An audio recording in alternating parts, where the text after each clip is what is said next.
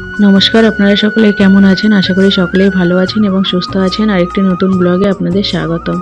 তো সকালে উঠেই যে আমি রান্নাটা করে নেব, আজ একটু তাড়াতাড়ি রান্নাটা করব, তাই মা রোদ্দুরে বসে সবজিগুলো কেটে দিচ্ছে আর আমি রান্নাটা করে নিচ্ছি। তো ভাতটাও হয়ে গেছে, উপরে দিয়ে দিলাম।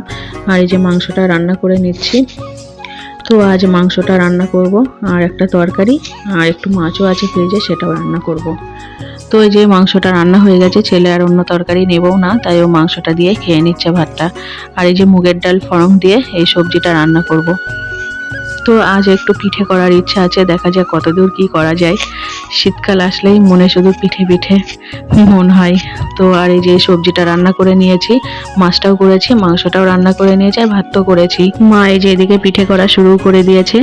তো দেখা যাক কি কি পিঠে তৈরি করা হয়, আপনারাও দেখতে থাকুন কি কি পিঠে তৈরি করি আজ। চুষি পিঠে করবে, এটা চুষি পিঠে যে মা কেটেও নিয়েছে। আর এই যে চুষি পিঠেটা রান্না করে নিচ্ছে। আর সম্ভবত মনে হয় ভাজা পিঠে বা মালপোয়া আপনারা যাই বলুন না কেন, সেই পিঠেটার জন্য এই যে গোলা তৈরি করে নিচ্ছে। আর পিঠেগুলো খুবই সুন্দর হচ্ছিল, আপনারা দেখুন খুব সুন্দর হচ্ছিল, ফুলে একদম টগর হচ্ছিল পিঠেগুলো। আর এইসব জিনিস করতে গেলে ভালো হলে তো ভালোই লাগে। তো আমাদের পিঠেগুলো খুবই সুন্দর হয়েছিল। আমার এই ব্লগটি ভালো লাগলে অবশ্যই আমার চ্যানেলটাকে ফলো করুন এবং আমার পাশে থাকুন। ভিডিওটা আজ এখানেই শেষ করছি, দেখা হচ্ছে নেক্সট ভিডিওতে। আপনারা সকলেই সুস্থ থাকবেন।